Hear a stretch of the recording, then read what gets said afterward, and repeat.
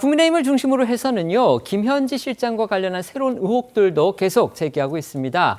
오늘은 박정훈 의원이 김 실장이 이 대통령의 사법 리스크와 관련해서 결정적인 순간마다 휴대전화를 바꿨고 이번 국정감사 시작되는 그런 날짜에도 휴대전화를 바꿨다 이렇게 또 주장했습니다. 네, 국회 과방위원인 박정훈 의원은 오늘 오전 기자회견을 열고 KT로부터 김현지 실장의 휴대전화 교체 기록을 입수해 분석한 결과를 발표했는데요. 박 의원은 이 김 실장이 대장동의 핵심 관계자죠.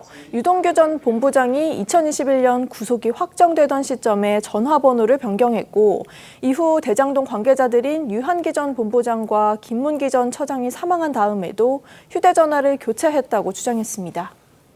또 김 실장은요, 이 대북 송금 의혹이 한창이던 2023년에도 휴대전화를 교체했는데 그 시점이 공교롭게도 이 대통령이 관련 혐의로 검찰에 출석한 날이었다는 게 박 의원의 주장이고요.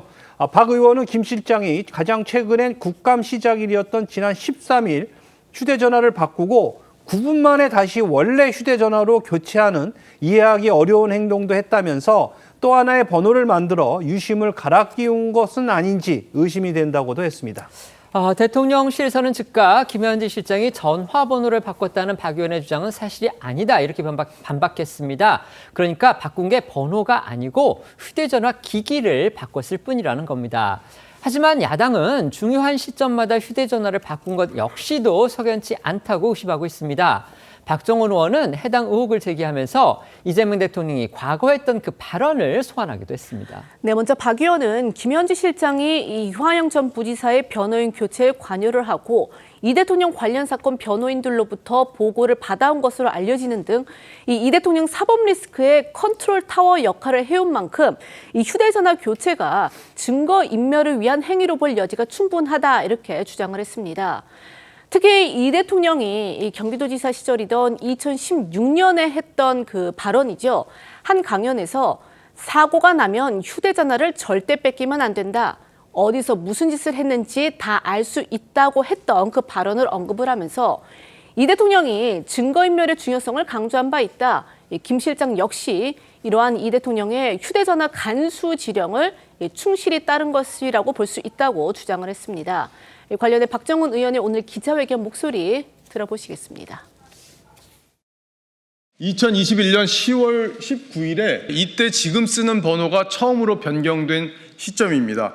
당시에는 대장동 수사가 시작이 됐고 대북 송금 수사가 한창이었던 2023년 9월 9일에 또 다시 전화를 교체합니다. 그리고 최근에 이해할 수 없는 폰 교체가 또 있었습니다. 국정감사 시작일인 10월 13일에 오전 10시 36분에 교체가 됐습니다. 불과 9분 만에 다시 교체가 됩니다. 김 실장은 이재명 대통령의 사법 리스크 컨트롤 타워 역할을 해왔다.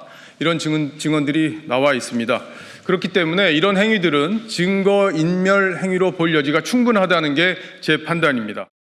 국감 2주차가 시작이 되면서 김현지 대통령실 1부속실장을 둘러싼 추가 의혹이 또 계속 야당을 중심으로 해서 제기가 되고 있습니다.